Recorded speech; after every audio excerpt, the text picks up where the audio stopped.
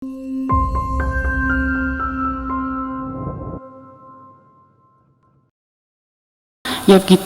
կիսվել ձեր մոտեցումներով, գաղափարներով եւ ուղերձով։ Շնորհակալություն։ Շնորհակալ եմ նախ հետաքրքիր քննարկման համար։ Ընդհանրապես կարծում եմ սա մի ձևաչափ է, որը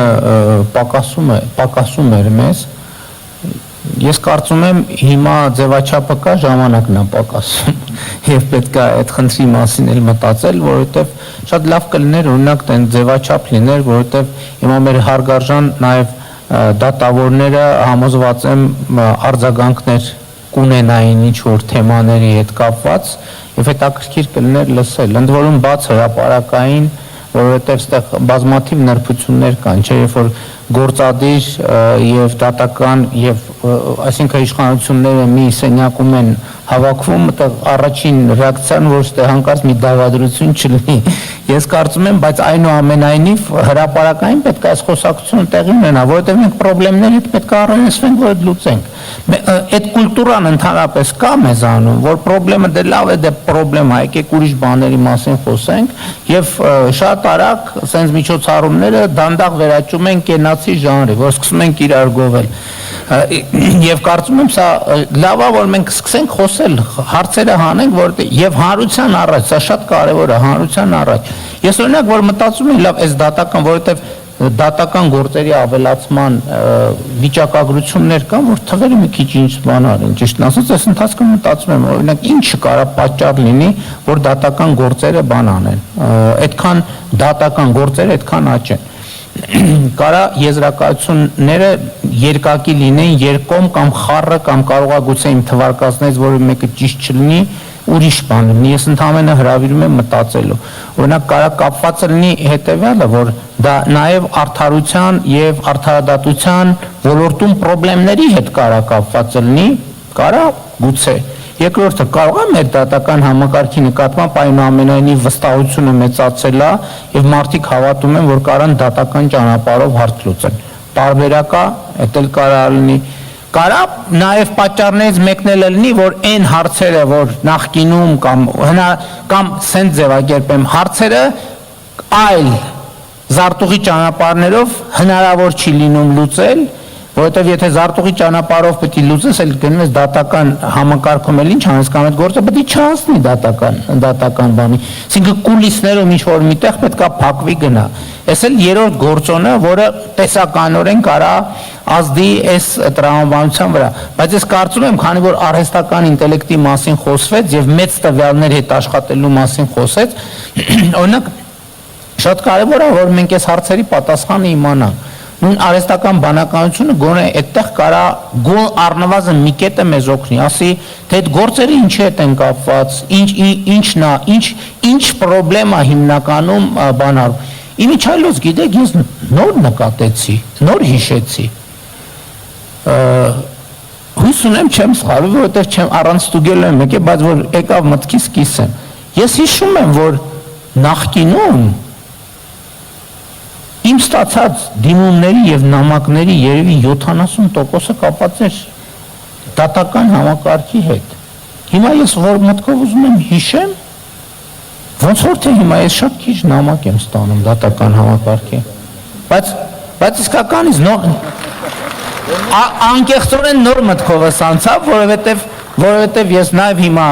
ամեն օր ես դրանով զբաղվում եմ, քաղաքացին հետաքրքիր բան է իմիջիայլոց,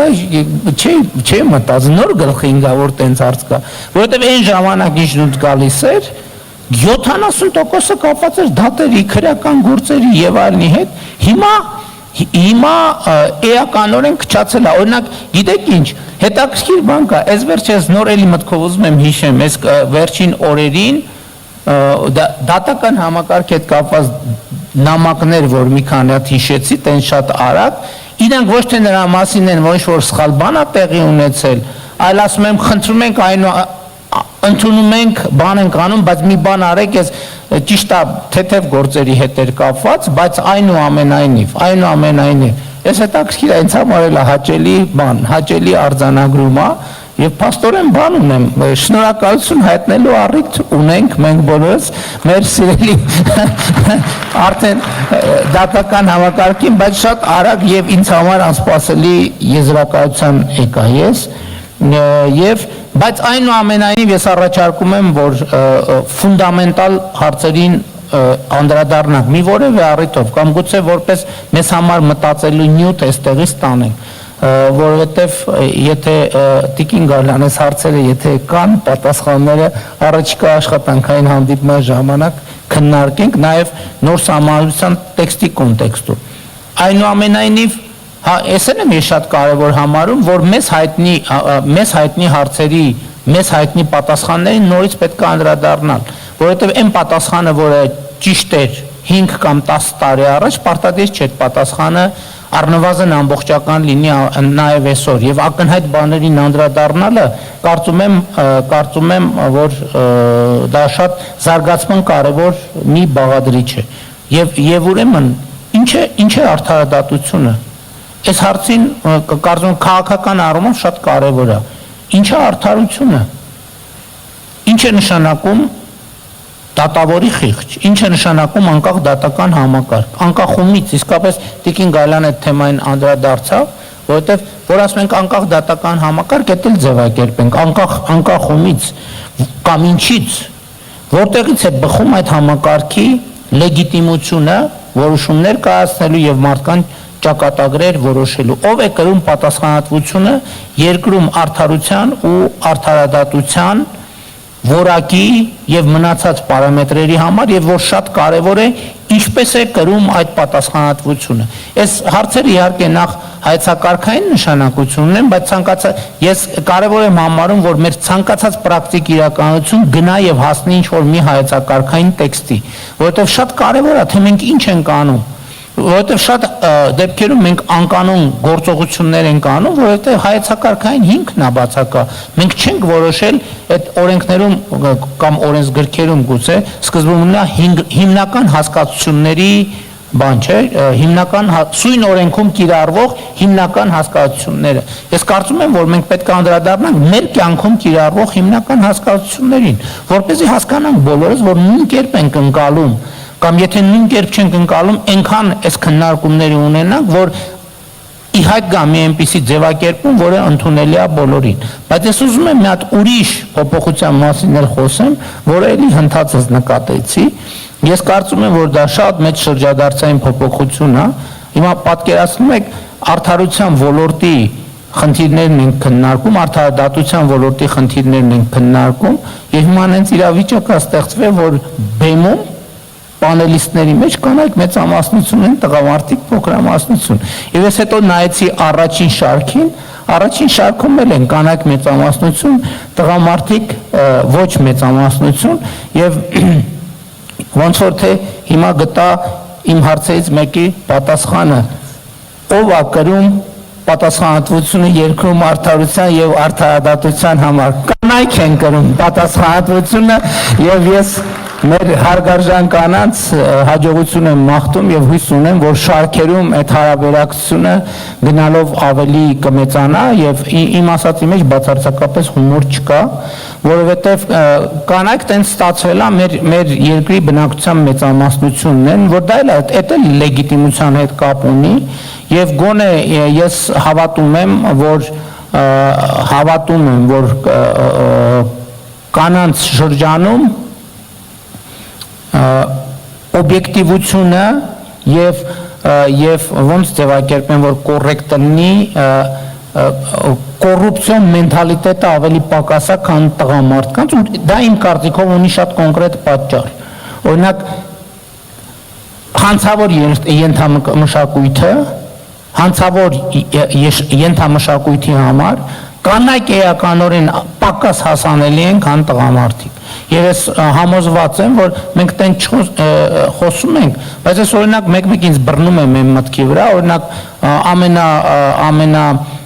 ամենա տենց պատկառելի միջավայրերում տղամարդկանց մասնակցությամբ, մեկ է խոսքի մեջ բառեր են բանանում, բառեր են արտահայտվում,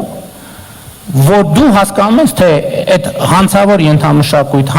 հանցավոր, թե հանցագործ, թե քրեական, կներեք, քրեական ենթամշակույթը ինչ մեծ ազդեցություն ունի մեր կյանքի վրա։ Մենք սա չենք բանանում, որովհետև բարոյականության մասին խոսեց պարոն Վարդանյանը, ես լիարժեք համաձայն եմ։ Ես լիարժեք համաձայն, բայց ինչ բարոյականություն։ Մեր միջավայրում, մեր երկրում այնց են խոսում, ես հիմի համոզված եմ, սա նեգատիվ ընկալում ունենալու շատերի շրջանում, ասենք տղայականության մասին այնպիսի մակարդակներով խոսվում Հայաստանի Հանրապետություն, որ ասում ես ինչ նկատի ունեն էլի։ Այսինքն բանը տղայականությունը մեր հանրային բարոյականության շատ մեծ կարևոր մասը։ Բայց դա քրեական ենթամշակույթի մտածողությունը։ Տղավարի, եկեք տղավարի ես հարց, այդ ինչ է նշանակում, ուզում եմ հասկանամ։ Դա ցանկացած մեկնաբանություն դա ունի, բայց դա հաստատ կապ չունի օրինականության, իրավակարգի սահմանադրականության հետ։ Որտեղ եթե դրա հետ կապ ունենար, կարծենք, արի սահմանադրավարի ես հարցը լուծենք։ Ինչ ենք ասում, եկեք տղավարի ես հարցը լուծենք։ Եվ ես ասում եմ, քննարկումներում ամենահրապարակայինում պակաս, բայց եւ որ դռնփակ քննարկում անում, եկե բառեր են հնչում, սենց բան ես անում, վեր ես դռնում, ասում ես, այս միջավայրում, այս բառակապակցությունը ինչի պետք է հնչի։ Եվ ես սրա մասին ինչքան մտածում եմ, ասում եմ, այդ քրեական ենթամշակույթի ազդեցությունը, որը դպրոցից, մանկապարտեզից, չէ տնից Ես այդ բանի հետ չեմ հաշտվում, որ մեր իրականության մեջ հələ նորածին երեխային, պապիկին հայհոյելու բանը կուլտուրան դեռ կա, դեռ ինքը պակասում է, փառքաստու պակասում է։ Բայց ես չեմ պատկերացնում, որ ասենք մայրիկը ասի մի հատ պապային հայհոյի կամ պապիկին հայհոյի։ Ու սա ֆունդամենտալ պրոբլեմ է բոլորիս համար։ Մենք ընդունված չի սենց բաների մասին խոսալը։ Ընդունված չի սենց բաների մասին խոսալ, բայց ես համոզված եմ, որ տղամարդկանց միջավայրում հարցերը տղավարի լուծելը ինքը որոշակի լեգիտիմություն ունի, բայց ինքը կներեք անհամատեղելի է այն հասկացությունների հետ, որոնց մասին մենք խոսում ենք։ Եվ հետևաբար իմ ասածը նաև իհարկե բան ունի, որ կոչ է մեզ տղամարդկանց եկեք սրա մասին խոսանք, եկեք սրա մասին մտածենք։ Որովհետև իմ կարծիքով այդ թվում արդարադատության եւ արդարության եւ բարոյականության համատեքստում սա շատ նեգատիվ դեր է խաղում։ Մենք չենք էլ նկատում դա, չենք արձանագրում, չենք ֆիքսում, բայց սա մի պրոբլեմ է, որի հետ մենք պետք է առերեսվենք եւ այդ պրոբլեմներին անդրադառնանք եւ իմիջայլոց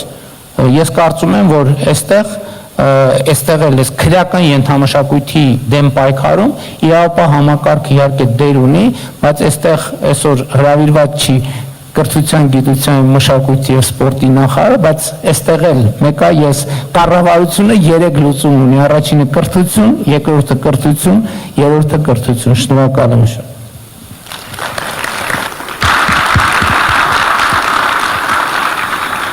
Մենք ենք շնորհակալ մեծարգոպան վարչապետ հատկապես այսպիսի դրական ուղերձներ հղելու համար, բոլոր մասնակիցներին եմ շնորհակալություն հայտնում արդյունավետ քննարկման, հետաքրքիր մտքերի փոխանակման եւ կարեւոր շեշտադրումների